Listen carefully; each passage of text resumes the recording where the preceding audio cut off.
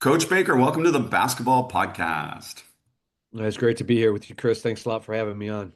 I'm grateful. We've known each other for a while, and this is long overdue to get you on and to be able to talk basketball and learn from you. And maybe we just first start with your coaching journey a little bit, just in terms of some of the different roles that you've filled, including what I love is you've had the experience to be a head coach in the G League.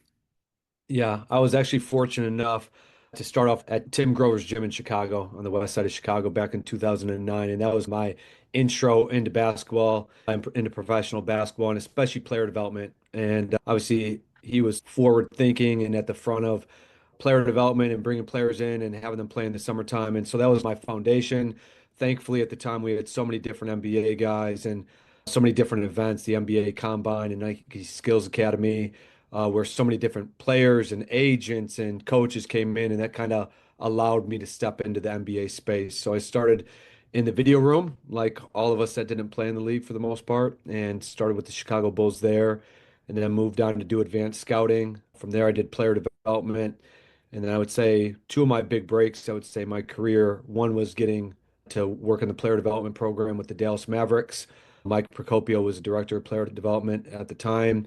Some really good coaches there, Jamal Mosley, Mike Weiner, and obviously Coach Carlisle and Melvin Hunt. So it was a very talented staff. And working there allowed me to get to Toronto because all those Coach Casey had an opening there.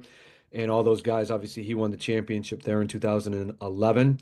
And that allowed me an incredible opportunity to get on with him and do video and player development in Toronto. And that's when we had a very young and talented core with Ian Fred Van Fleet and DeLon Wright, Norm Powell, Jakob Poeltl, Pascal Siakam. And it was just a great opportunity to help develop the young guys. And obviously, we had a really good nucleus of veteran guys with Kyle Lowry and DeMar DeRozan and Jonas. So we had a good run there. That was great to be a part of that. Followed Coach Casey to Detroit, which was an incredible opportunity, and help run the offense there with Mike Onori, and then help run player development as well. And then after 3 years of that, we had the G League team move to Detroit.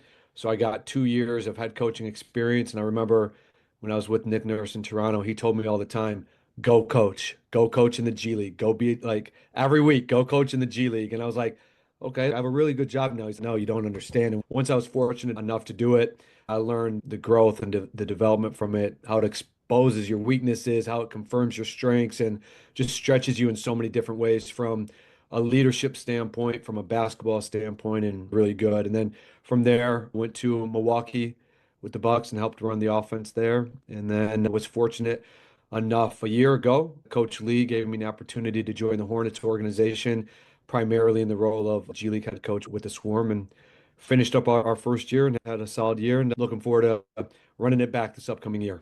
So fun, and I love that Nick Nurse quote definitely. But I think most of his staff is coached in the G League, so he lives it too. He hires people that have coached, and there's such a Yeah. value to that. And I know you're not the only one that says that. So the opportunity to be able to get all these ideas out and actually try them, there's nothing better. And that leads us to our topic today, DJ, which is talking a little bit about handling switches. Let's maybe start with first, why do teams switch? Because I think understanding that helps us understand how to attack it. For sure. I think it's really important to understand the why and the how. Why are they doing this? How are they doing this? And then we can give our players solution-based approaches to doing that, to defeating it, executing against it, and recognizing it in game as well. So obviously trying to keep bodies in front of the ball, right? Keep players running into more ISO basketball. The ball stays more stagnant, take away advantage situations, keep the ball out of the paint. Really, well, there's a physicality that teams use with switching of steering or connecting and really grabbing, holding, slowing the offense down and eliminating that freedom of movement. And so when an action happens, whether it's a pick and roll, now the guy that was just guarding the screener, he's grabbing and he's holding him, he's pushing him in to the defender that's on the ball so he can allow him to switch under the ball. And then the guy that just guarded the screener has a chance to aggressively switch up into the ball. And now an action was run offensively and no advantage was created. And there's nothing more frustrating from an offensive standpoint in game when you're running your actions, your sets, and multiple actions are ran and no advantages are created. I think that's why teams do it. And then like I said, I think the physicality piece and not allowing the freedom of movement is what allows teams to be really good at executing that coverage. And I think really, not to dive ahead, but from an offensive standpoint, I think it's really understanding like how do teams switch because some teams like, hey, if two offensive players come close to each other, we're going to switch automatically. Some teams are, hey, we're only going to switch on contact. And I think you have to understand that you can't run early the ghost screens or early slip outs if they're only switching on contact. The tapping the hip won't work. If teams like, hey, if they get close, then you can counter that. So I think it's understand like why do they switch and how do they switch, but like, what type of switching team is it? Is it more important for them to switch aggressive on the ball and really pounce and deter the ball handler from getting downhill or shooting that pocket three? Or maybe they're willing to live with the pocket three, but they're really focused on switching under to take away the roller. So there's some generalities to how teams switch, but then it's really each opponent, okay, what are they really looking to take away and what are their principles to take away from an offensive standpoint? It's great. I'm glad you went there because how teams switch is obviously important. And you're talking about different coverage solutions relative to how they switch. And the three you gave me, physicality, where they grab and hold, you talked about steer and direct, and then aggressive switch up, switch under. Maybe you talked about grab and hold a little bit. Can you talk a little bit more about steer and direct, and then the aggressive switch up and switch under? Yeah, I think the steering part is the defensive player wanting, I think from an offensive standpoint, the most important thing is the screening angle. And I think defenses aren't going to let you come from below and set the flat angled screen and allow that pass to open up. So I think the steering piece of it is they want to reroute the screener to screen at a sideways angle so it's easy to execute the switch, to switch up and switch under.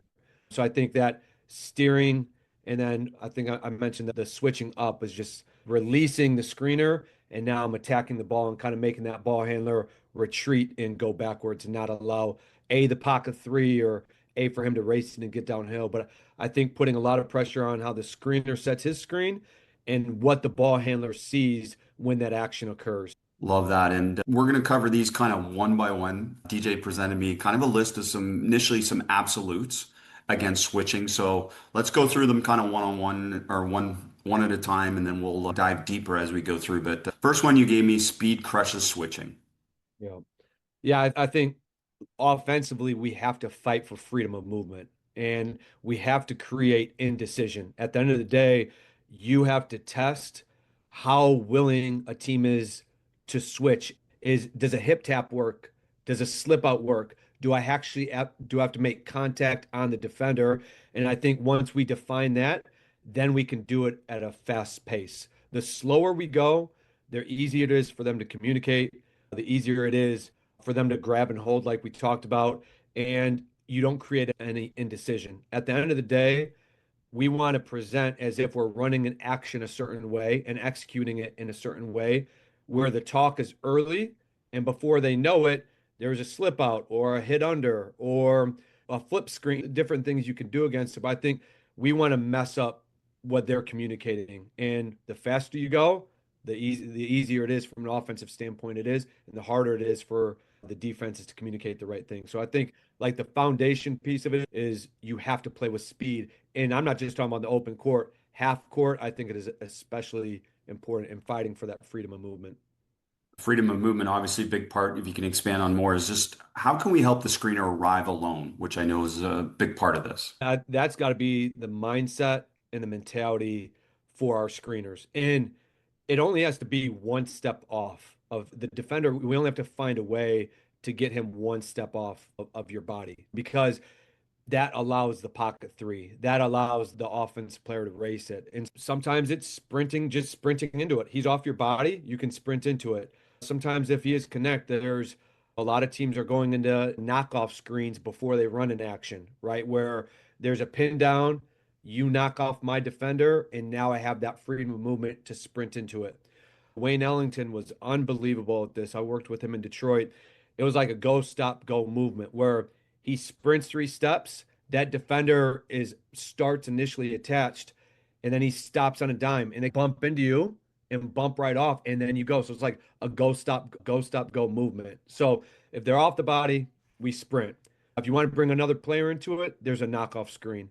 And if you feel like he's still attached, then you probably got to use the go, stop, go. And then I would say the last part of it, it would be a flip screen. Because if he's riding you into the action, and then at some point he's going to release off your body, and the second he releases, I think that's when, okay, that's your freedom of movement comes really late, and that's when you have a chance to flip the screen. So those four areas would be what I would focus on, teach, and emphasize in order to let the screeners arrive alone and give them little different tricks to do it. Great stuff. Knockoff screen, like a RAM screen, we used to call it in terms of screen the Yes. screener to the screen, just for people referencing. I love that term, by the way. And then again, you referenced the reason why people switch is to remove advantages. So we're trying to create advantages, and that's ultimately the goal. So talk about how we screen, how we hand off to adapt to their coverage. Yeah, I think, and it really matters where the screener is coming from. If the screener's coming from below, are they coming from across, like more of a side pick and roll, or are they coming from above, where maybe it's a drag situation? And so I think in each one of those circumstances, the screener has to recognize, okay, here's my read. And so when I'm coming, but at the end of the day, the screening angle is by far to me the most important piece of it because it changes the angle and it changes your footwork. And again, you have to understand, are they switching on contact or are they switching when two offensive players are close? And when the two offensive players are close, how close is close? And that's where you have to really push the envelope of, let's say there's a handler at the top of the floor at the 3-point line in the mid pick and roll as a guy is coming from the bottom of the floor, can he peel out at the college three? Can he peel out at the high school three? Can you peel out the free throw line? How close is that? I think like the screeners have to understand like how much pressure can we put on the defense for them to honor their principles of, hey, we switch when two offensive players get near themselves.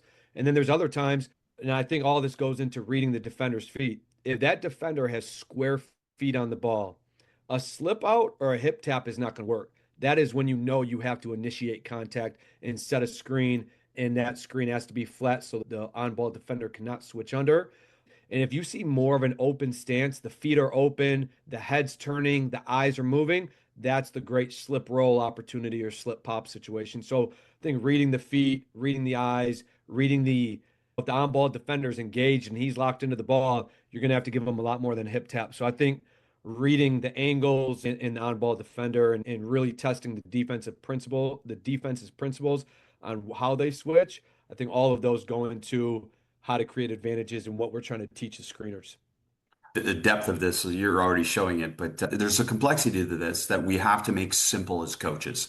That's the challenge, isn't it? So maybe let's use screening angles because you've already referenced them many times as being critical, but maybe give us an example, if you could, of how we can simplify something that's so complex to be able to help a player understand when and why they should change an angle. Yeah, and I think the ultimate, starting with the end in mind, is we have to create player recognition in the game. There's maybe at a timeout we can tell them what's going on, but they have to recognize, okay, a small ball five just checked into the game. This team now went from switching 1 through 4, and now they're switching 1 through 5. And the players, our end goal as teachers and as coaches is to get player recognition and then players becoming adaptable to, hey, I was just sitting and holding my screen and forcing the chase over and getting the hit. And now, okay, I don't want my feet to come to a stop and I want more slip out type actions. So I think starting with that end in mind is what we're presenting to our players. This is what we're looking to do.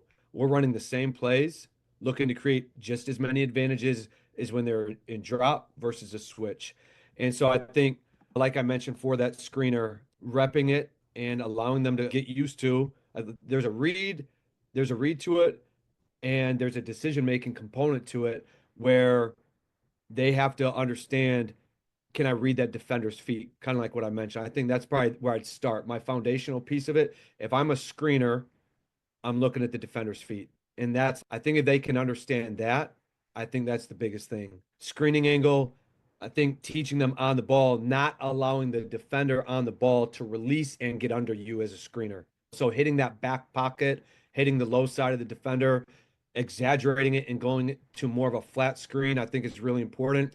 I like the flat screens because it allows the ball handlers to pick and choose what side he wants to use to go off the right or the left. And I think the positioning for where the screener initially starts, if you can start with your head under the rim and come up as flat as you can, that's the ideal situation because now it's hard to understand, okay, is he going to flip it right or left, or is he just going to set it flat, initiate contact, and let the ball handler choose and play to a strong hand? So I think I would start with those basics of a screener, like where's your positioning, reading the defender, and then at the last point of it is like, who are my teammates? Is it a heavy right hand driver?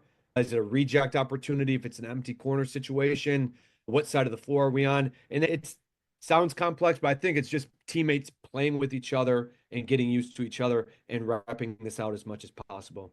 I love that. And I love the two ways. And I know we're jumping ahead a little bit, but the two ways, one of them is an absolute, which is you feel in practice, working versus switching 1 to 5 is one of the best ways to be able to develop this. So talk about that first, and I'll get in the second way that you feel is important to develop this. Yeah, I think even if that's not a defense that you run from an offensive standpoint or from a defensive standpoint, excuse me, like you have to rep it out live because if they don't feel it live, then when they go up against it for the first time in the game, that's not a situation we want to put our players in to be successful. We as coaches have to provide the solutions with clarity. This is what the defense is doing. These are the couple counters that we want to really hone in on. And it's just 2 or 3 max until we really master those, then we can move on. And then from that standpoint, it's repping it out over and over again, where it really becomes second nature to our players, where they understand, okay, I see the switch, I'm going to look to do this. I see the switch, I'm going to look to do this, and really drill it and ingrain it into their minds. And then after that, there has to be the reads, there has to be the decision making, which obviously you do such an unbelievable job of speaking about that I've learned a lot about and I've stolen honestly from you, but letting our players once we've taught it, once they've repped it, now there's that decision making component of all right, the read was this. You didn't give them this look. And so I think that's really important. And then once all of that happens and it's all great stuff, it has to be live player on player body. They have to feel the physicality. They have to feel the speed. Coaches on defense are a great thing, but there's only sometimes the offense has to slow down because the defense isn't live with the coaches. So I think there's no way to replicate it. So again, I would just double down on even if that's not your base defense of switching 1 through 5, or you have any concerns of, hey, we're going to build bad habits with this, the only way to be prepared from an offensive standpoint is to go live 1 through 5. And I would do that for on the ball and off the ball as well, because I feel like a heavy emphasis is on ball. And I think the off ball is obviously equally as important when teams start switching in your delay actions or whatever you might be in. Absolutely. We want to get into that off the ball a little bit here. And another thing, again, we know this reference from the NBA that you don't have a ton of practice time, but sometimes doing this 2-on-2 is also an effective way to just be able to educate them about the possibilities with that. Maybe using, you gave me the example of handler reads versus switching with bigs. So can you give us some of the examples of different ways out of 2-on-2 we can work on that? Yeah, and I think to your point, every single day this should be worked on in small group settings, whether it's ideally it's pre-practice, guys want to shoot and get their shots up after practice, which is completely a good thing. But I think pre-practice, even if it's an individual day where it's like, hey, I really want to work on the individual vitamins and work on a guy's jump shot or this or that. If he gets a 25-minute time period, a 30-minute time period, I'm doing the last 5 to 7 to 8 minutes. I'm bringing the couple players on the court together because in order for them to execute the skill that we're growing them with, if they can't do it with their teammates, with one other teammate, with a 2-man action or a 3-man action, it really doesn't matter. And so I think that has to be a daily focal point of your player development program and building out your team concepts. And you're still working on the individual skill of the player. And for the handlers, I think the first one we're looking for is the race. Understanding a lot of times you're going to have a bigger defender switching onto you. Let's say a five's running into it. What's our advantage? It's our foot speed and it's the ability to race the big. And so as the defender is coming up and he's switching onto the ball, is beating him to that outside foot. And I think really creating an open stance on the defender. And there's our advantage. And I think when you're working on your finishing, especially if it's a guard versus a big, you have to think shoulder to chest. And eating up that space because if you race and you have a step up on the big, a step ahead on the big, if you don't initiate contact to create separation, even if it's a smaller guard, and Kyle Lowry was unbelievable at cutting off the bigs and Fred VanVleet, they're just going to get back into play. Even if they're a step behind, they're going to get that block from behind. So once you're racing it and that defender drops his outside foot, which again, the guards are going to have the advantage in this situation, don't just race them and try to beat him to the rim. Race them shoulder to chest to create that advantage, and then you're going with your different finishing packages. So I think the race is really important. I think the reject is really important because the defender that's on the ball at some point in the action, he is going to release off the ball and he's going to work to get underneath the screener.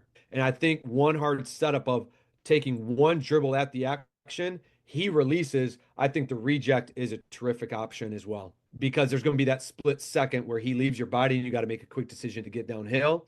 And then I think there's a concept that Drew Holiday was unbelievable with this is driving it back.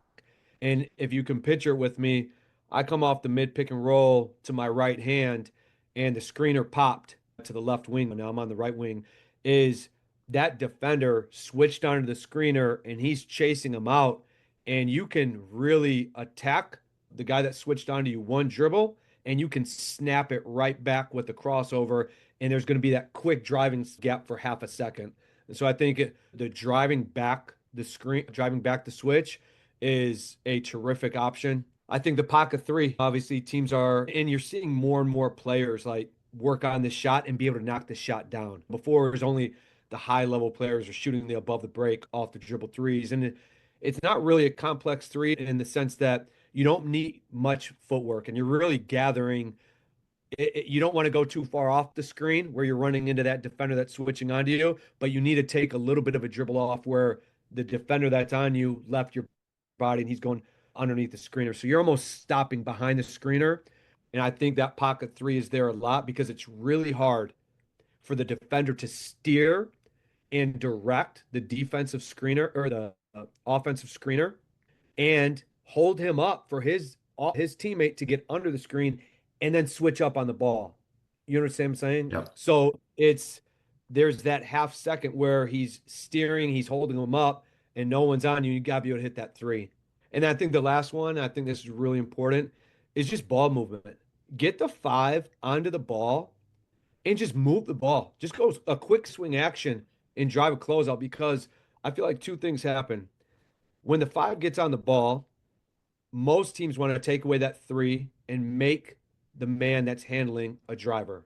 They would the worst thing is the five sitting back underneath the 3-point line and the ball handler just teeing up a three. So that big presses up a little bit. Because that big presses up a little bit, they have an aggressive and early low man. That low man is anticipating the drive and the blow by. So the ball handler, if you can just come off the screen, engage the five, and swing it again, I think the two passes out of the switch is really important. Not one, it's the second pass that's going to force the long closeout. And now we put the big in an uncomfortable situation. He's now guarding out on the perimeter off the ball, and a drive is occurring. And what are most bigs going to do? They're going to feel comfortable in the paint. They're going to feel comfortable helping at the rim. So the big's either going to be late at the rim, and we have our finishing package, or the big's just going to completely leave his man, go into emergency mode into his mind, and go help at the rim. And now we're playing our drive and kick game. Maybe you don't have an overly talented ball handler. I love come off the pick and roll, get the five on the ball, swing it, drive the closeout, and now they either have a no rim protection or they're going to be in scramble mode on the perimeter. I know there's a lot there. I'm not just getting that. It's awesome detail. One of my big takeaways from hearing you talk about all that is sometimes the simplest solution is to move it versus the Yeah. two. And that's what stands out to me. And I think that's something that can be highlighted. If you don't have players that can handle some of the complexity of these different things, that's one of, say, the two ways I would teach. For you personally, what would be the easiest way to teach something at the point of the ball? In terms of what my favorite options are, Yeah, let's say it's a high school coach and they can go two options here. They're going to remove some decision fatigue and say, "Hey, let's do what you just said. Let's move it." And versus, "Okay, let's do this." yeah, it's definitely the swing is number one because I want to promote ball movement. I want to promote quick decisions, and I want to promote the ability to drive closeouts and closeout reads. So Love it. that to Yeah. me, by far, is number one. I think number two is like just starting with the race. Like at the high school level, the pocket threat might be a little bit tough. A reject might be a little bit tough, but I think starting with the race because you're going to win the foot speed battle. The guard is going to, for the most part, the guard's going to have better foot speed than the big that's switching onto him. So I think so many times you see the ball handler come off the pick and roll, get the five switched on him, and he just bounces it out. And he lets them get in their shell and they square up on the ball. So no, let's think in attack mode. Let's not let them square up the ball. And I think if you can take advantage of your foot speed and that type of mentality, like we're gonna have an aggressive approach against the switch. I think from there now you can build out what the guards can actually do. I love that. It speaks to something I, again, credit to whoever said this ages ago, but the defense is either lazy or wrong. And we Yeah. can make them wrong on offense, but generally the first approach is just to assume they're lazy. And that's what your swing, swing, let's attack type of thing kind of highlights to that. And really the second one's the same to a certain extent. It takes a lot of work for a defender to prevent the ball from turning the corner on a switch. Yeah, no question. I know when we switched defensively, we were obsessive about trying to force it back where it came. And Mhm. yet, yeah, sometimes we lost the race. Yeah. I just think the worst thing is the ball handler not being in attack mode. Coming off, allowing the switch to happen. Now we just ran an action and no advantage was created.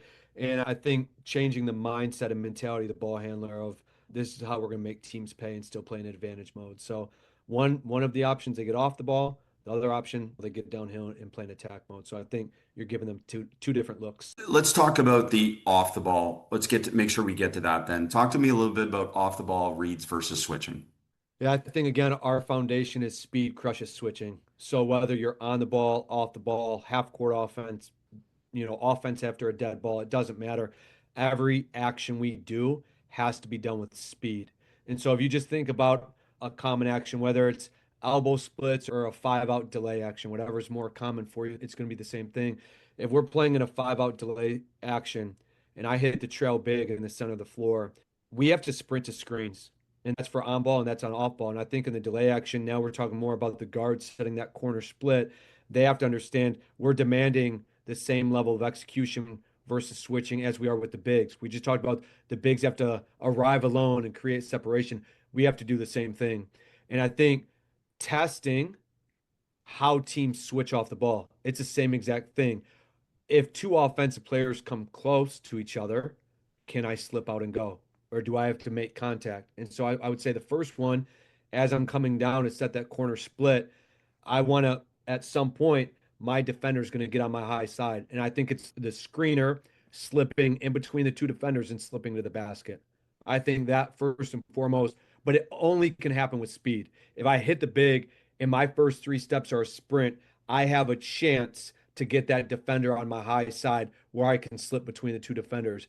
If my defender stays between myself and the basket, that no longer is an option. And so speed allows that look to happen. Obviously, in a delay action, the rip screens are really important. And I like to say rip and slip. And so now, as the guard hits the trail, the guy out of the corner, same exact thing. He is sprinting to the guard that's at the top. And again, the screening angle that we're teaching is identical to what we talked about prior with the big setting it flat. The reason why I like the rip screens and the flare screens is because the defender that you're screening typically does not have vision of the screen and where it's coming from. And so I think the sprint down and slip out is good, but if you can screen from more angles where that defender has to turn his head or has poor body position to switch under, those to me are like gold. Those are the primary situations. So if we can rip and slip, that'd be great. Now, again, how we rip and slip is so important. As the ball is on the flight, as the ball is on the flight of the pass to the big, you have to sprint out of the corner. And those first three steps out of the corner are huge. And then it's the same exact thing. Reading that defender that's guarding the wing offensive player. Is it a touch and go? Do I have to set it flat and hold it? Do I have to just get close and then slip out? And then that's where the decision making would get used to. And on a coaching standpoint, we got to scout the team to let them know, hey, here's what we're going to have to look to do specifically this game to attack their switching, it's our same action. We're still going to rip and slip tonight, but hey, we don't even have to get close to the defender. Hey, we know we're going to have to set it flat and really make contact and then hold and seal. Those are two that I love. And then I think the other one, the third one I would say, is for that guy in the corner as he sprints in after you've set that rip and slip screen a few times throughout the game. He is sprinting into that rip screen. And same thing, at some point, his defender is going to leave his body and he's going to take the one that just passed it to the trail. And the second he leaves your body, now you have that freedom of movement that we talked about. And once that freedom of movement is talked about, we do the flip screen, the hook screen. And now the one man that made the pass to the trail, instead of him coming off the rip screen, he's now taking one step down. The offensive player's coming around, he's hooking it, and now the one guy's coming right back to the ball. And ideally, you have both defenders on one side of the screen. So I think those three in a delay situation are very good. I think if you want to talk about splits quickly, I think same thing. If I'm the one and I make the pass to the elbow as I'm sprinting towards a high split situation, I'm looking for the slip, just like we talked about in the delay situation. 3 steps down, my guy gets ahead of, or my guy gets on my high side, I'm gone straight to the rim. Same mentality with the splits. I'm taking three step sprint towards the defender or my offensive teammate. I'm looking to screen his guy. Once I feel my defender leave my body and get on my high side, I'm going straight to the rim. It would be the first one I'm looking there. And I think the other way, and again, this goes back to the flares and the rips. If the one makes the pass to the elbow, as opposed to him making the splits, being the guy that initiates the splits, I think it's the guy off of the ball that makes the splits because now he's coming in from an angle where you can rip and slip from that angle. And I would prefer that. I think that's more effective because again, if I'm guarding the ball and the guy passes to the elbow, my eyes are on my defender right in front of me, and now the screen is coming from behind me or on my low side. I'm blind to the screen. Once I'm blind to the screen, I can't switch under. So I think a lot of times when you go elbow splits, bring the high guy over, and have the guy that didn't make the pass be the guy that makes the back screen. Does that make sense? It makes sense, and I can visualize a lot of these things. And I've had an advantage of some of you coaches sharing these things with me directly, which helps me understand them and see them. But particularly the rip and slip. To me, that seems like one of the easiest ones to be able to have players understand. Just again, it's essentially sealing your check to a certain extent, in addition to just slipping, that both of those can be effective. And it tends to take advantage of what we said before, which is lazy defense that doesn't get back under the right side. And that's typical. And I imagine that's typical mainly versus teams that switch a lot rather than a situational, this is a one-time switch where their attention might be more focused. Yeah, absolutely. Absolutely. I love this. DHOs. Is there anything different on DHOs or do we treat them similar to ball screens? No, so I think our mindset and mentality, and I'd like to talk about guard to guard DHOs, and then I was also like to talk about if a big is doing it because if teams are running like a guard to guard dribble action, I think same exact thing. We want to think, let's talk about corner DHO.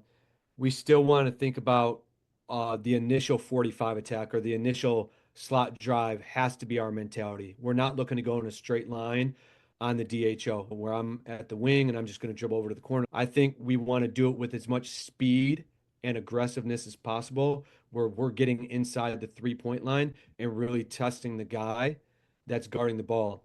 If we do that, it is going to force the corner defender to be in a heavier shift and more help, even if they're not giving up the strong side corner three. We know that, but he's going to be in a bigger presentation off of the ball. And now that sets us up to beat the switch.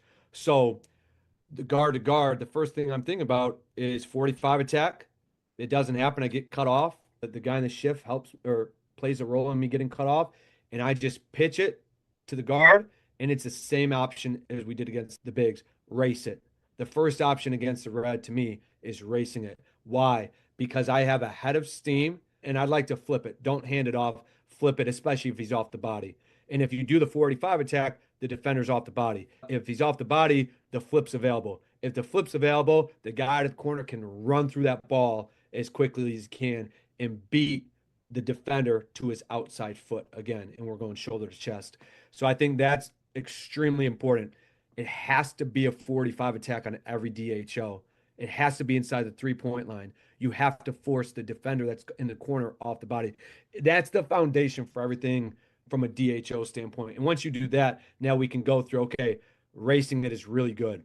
Number two, if I make the 45 attack and I back up my defender, he's going to have an extremely hard time of switching up onto the ball. So I think that pocket three is very, and take a step back. These all fall in line with what we're teaching with the pick and rolls, whether it's small with the big. So when you're talking about player recognition and players like grasping these concepts, we're teaching, hey, we're teaching the race, we're teaching the pocket three, we're teaching the split, we're teaching these in pick and roll and DHO. So hopefully there's great carryover in the simplicity of the continuity of what we're teaching, just as a side note. But I think the pocket three is the second one. It's going to be really hard for that on ball defender to switch up. And then obviously think about the corner split or the corner split that we talked about in delay, where the defender gets on the high side and I slip to the rim. It's the same thing with the DHO now, right? It's just a keep, right? As soon as my defender gets on the high side of me, right now I'm going to look to keep, but it's with the speed. So all of these things fall into each other. I just happen to have the ball in my hands, and that's how I get to the rim, as opposed to the big having it and I slip out and I get the catch for the layup. So I think if you focus on the race to maintain that aggressive mentality, I think if you do a great job on the 45 attack and you toss it back, now you have the pocket three. And I think if you do it with speed and aggressiveness and the defender gets on the high side, same thing we're talking about with splits and the corner splits, the high splits and the low splits, I'm doing the keep and getting downhill. So I would say those would be the three I'm looking at. I love that. You gave them the initial structure and then you figured some things out and connecting it to ball screen after that. So it's great. One thing I want to reference on keep, and probably you don't have this experience because they've experienced it a little bit more, but when I've taught handoff and coverage solutions versus handoffs, particularly switching at the youth levels, I have learned not to teach keep right away because No question. inevitably they want to keep it all the time. Is that the same? Yeah, for sure. Even at the Okay. pro, if it's Jalen Brunson does it every game, that's fine. Go Yeah. ahead. Draymond does it every, I mean, it's fine. Yeah. Yeah. So, but yeah, I would say like definitely teaching the race to me is like the foundation because that creates that aggressive attack mentality. So I would say now that we've talked about the guard to guard DHOs, I think the big to guard DHOs obviously is a huge part of it as well. I think with the bigs, their read is the defender off of the body of the guards. I think that is so important. The guards don't need to set their man up if their man's in a shrink position, he can just sprint off of the DHO. If he's onto the body, now we got to think the guards have to come off, whether they do a go stop go, whether they just do a one step thing. I already referenced Wayne Ellington one time, but he was the best I've ever been around in my NBA career of creating separation. One step in, a slight little bump, and then he's flying off. But if that offensive player, if your guard is coming off clean without a body on him, the bigs have to think pitch and dive. They have to think pitch and dive, where I am tossing it more so in the air and I am running straight through those defenders. I'm not even making contact with the guard. And I think that's really important. Like the bigs' feet should never stop. Now we're thinking speed. We're thinking our feet should never stop. We're thinking about running through the defenders. If that happens, we're going to create the advantage. The big is going to get below both defenders. If he pitches it and he dives right in between, and I think this is so critical for bigs, the guard's job is to immediately deliver that seam pass, that pocket pass right there. And once that happens, the low man's going to be in. And I think the bigs have to land on 2 feet. Once you slip out and create the advantage and you're getting the pass over the top, you're blind to the low man because you're trying, your eyes are back and you're trying to make sure you get the catch. I don't know, is the low man late? If it was Kyle Lowry, he'd be right up under you getting a charge. You have to land on 2 feet. And I think if you have balance and early vision, if you got to go chin to shoulder, you got to snap your head as quick as it can. You got to get your eyes up, and that will make quick, efficient decision making because so many bigs they can create that initial advantage. How many of them can play make now in that 4-on-3 or 3-on-2 situation on the backside? And I think they have to play off of 2 feet. They have to get early vision. They have to play with balance. If we can give our bigs those three things every day in player development, now they can make the finish read over the small. They can make the somebody cuts, or if they have to make the skip pass for the three. I think that's so important for bigs. I think they've done a good job of slipping out, but their development is landing on two, playing with balance and patience and vision. DJ, obviously, this is an incredible deep dive. I've never done a deep dive like this, so I'm grateful for you doing it and sharing so much and just so many things to connect information for coaches on dealing with switches and why you switch and everything else that goes with it. And before you go, though, I want to ask you 31 and 19, best record in organization's history, first ever playoff appearance. Pretty incredible stuff that you did with Greensboro Swarm. That must have been pretty validating for you and all the hard work you put in your coaching journey. Yeah, thanks for that. But I think a lot of it comes from like the organizational alignment and being around a front office and an NBA coaching staff with Coach Lee that value the G League, that want to develop the Hornet players and take pride in how we did. And so I think understanding how are we going to execute our process as an organization and everybody being aligned to it and ensuring we execute what coach is looking for with our players and two-way players and our different exhibit player 10 players. So I think it's really a testament to the organization putting around high character players that have the right DNA, the right work habits. And then at the end of the day, to me, I heard this when I started out, if you want to be a great coach, you have to be around great coaches. And so thankfully, I've been with a number of NBA Coach of the Year guys and guys that made playoffs and this and that. And Tim Gergerich is a guy that had a tremendous amount of influence on my career. And he just always was like, coach and teach, be committed to to teaching the details of the game and then being authentic in our relationship with the players. Obviously, we want to build relationships, but at the end of the day, it's to push them, it's to hold them accountable. And at the end of the day, it's to develop them to play at the highest possible level. What is the best version of the players that I have, and how can I help them get to where they want to go? And I think all players are looking for clarity and accountability. And so, clarity of what do they have to do to get to that next step in their career, and then accountability of every single day. I'm going to push you and I'm going to demand the most of you because I care about you and I want you to get to where you want to go. And I would just say my fundamental belief around coaching is to be a teacher of the game, provide that clarity, ultimately for the players to have confidence and to be put in the best situation to have individual and team success. And I think if that is the DNA of the coaching staff and myself, then we're going to help our guys get to where they want to go, which is the name of the game. Well, there's nothing like a Tim Gergovich quote to help inspire us all. And for those that don't know him, Google and learn. Just incredible. And I remember your time in Detroit being around him too. And that was just a special event for me just to be able to meet him. So I'm glad that had such an impact. And for the rest of it, DJ, thank you. And just thank you for sharing so openly and honestly and so much useful and practical information. And for a lot of us, a lot of bigger deep dive than we're used to on switching. And we all need that because the game is switching nowadays to a certain extent as well. So thank you so much for sharing the game with us. Yeah, it's a pleasure to be on here with you. I've learned so much from the content that you put out there, the videos, the podcasts. I've learned a lot. So I'm happy that I could give back to a certain extent and hopefully provide some value.